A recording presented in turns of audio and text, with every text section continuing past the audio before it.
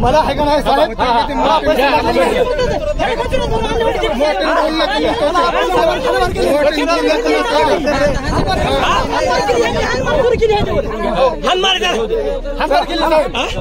थांबा एक पण शांत हो काय मला पैसे नाही दिले ती मी आता इथं फाशी घ्यायला चला हो चला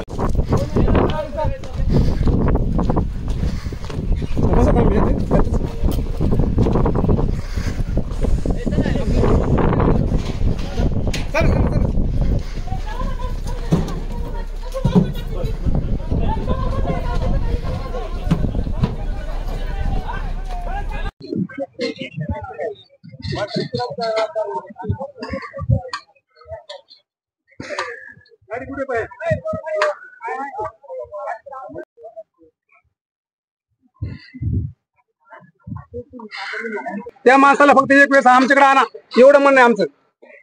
तसं तुम्ही एक तक्रार अर्ज देणार होता एसडीएम कडे कलेक्टर मॅडम की असं या माणसाने ठरवलं होतं पण आता माणूस आमच्या समोर येत नाही म्हणून फोन उचलीत नाही असा प्रॉब्लेम आहे. तोपर्यंत चौथी तार वाढताना तुमचे सगळे पैसे देऊ बोलले आणि ती साहेब डायरेक्ट गायब झाले. तर फोन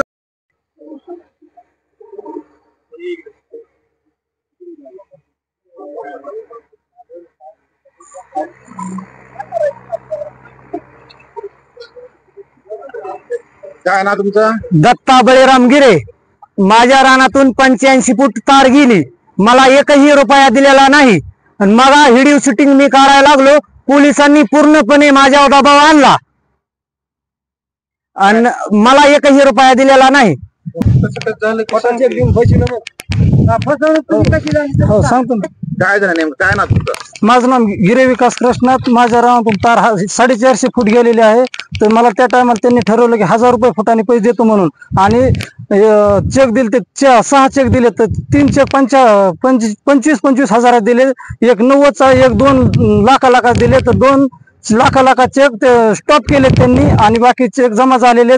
बाकीचे पैसे म्हणले की शेवटचे तारवाडा टायमाला देऊ, आता जर आलेत तर दमदाटीशाहीपणाने त्यांनी दबावाखाली घेऊन आम्हाला बोलून देत नाहीत काय नाही, डायरेक्ट तारवाडा आलेत. माझ्या रानातून 12 नंबर टावर गेलेला आहे, मला 5 लाख रुपये देतो म्हणले ते 4,60,000 रुपये दिले आणि तारेचे पण रुपये पण दिलेले नाही.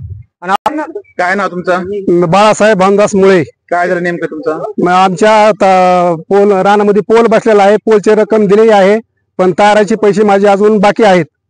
जे बोलले त्याप्रमाणे मला पैसे दिलेले नाहीत. आमच्या पोराची मागणी केली असता पोलिसांनी त्याला हाणमार करून त्याला उचलून नेलेला आहे. काय ना त्या मुलाचं? अक्षय बाळासाहेब मुळे.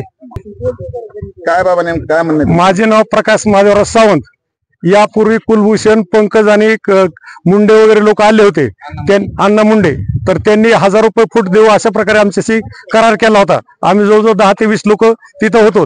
मग आम्ही आमची सहमती घेऊन त्यांनी तारा ओढल्या आणि आता पैसे ज्यावेळेस द्यायचे त्यावेळेस दुसरे अधिकारी आलेले आणि ते दांडामोडपा करून लोकांना अतिशय चुकीच्या मार्गाने नेऊन बळच तारा ओढीत आहेत आणि लोकांची फसवणूक चालली. तरी कुणाची फसवणूक होता लोकांचे पैसे देऊन तारा ओढण्यात. जिल्ह्यातील पाटोदा तालुका आणि बीड तालुका या ठिकाणी पवनचक्की कंपन्यांची दांडगाई आपल्याला पाहायला मिळते. पोलीस प्रशासनाच्या मदतीनं शेतकऱ्यावर अन्याय करणं जर पाहिलं आपण पाटोदा तालुक्यातील आज पाचेगाव या ठिकाणचे शेतकरी जमा झालेले आहेत. या काही शेतकऱ्यांना मावेजा दिलाच नाही, काहींना 1000 रुपये फुटाप्रमाणे ठरवलं, मात्र आता 49 रुपये घ्या म्हणतात. पहिल्या अधिकाऱ्यांनी ज्यांनी तुम्हाला ठरवलं ते आता निघून गेले म्हणतात, त्यांचं तुम्ही बघून घ्या म्हणतात.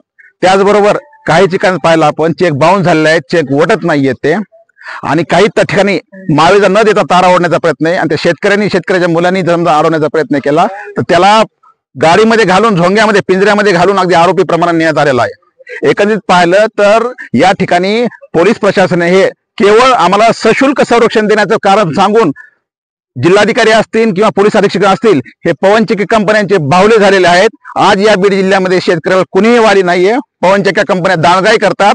अधिकारी आणि सर्व प्रशासन, महसूल प्रशासन हे आर्थिक अगदी 7 लोट ज्याला म्हणतो आपण त्याला पैसे खाऊन शेतकऱ्यांना पिळवणूक करत आहेत, दाबदडप करत आहेत. आणि संबंधित प्रकरणामध्ये प्रशासनाने लवकर लक्ष नाही दिलं तर ज्याप्रमाणे घटना मसाजोगमधला घडला भविष्य काळामध्ये यावर खून पडतील. त्यामुळे पोलीस अधीक्षक जे आहेत त्यांनी याकडे लक्ष द्यावं आणि नवीन जिल्हाधिकारी जे विवेक जॉन्सन साहेब आहेत त्यांनी या शेतकऱ्यांना न्याय द्यावा अशी आमची मागणी आहे.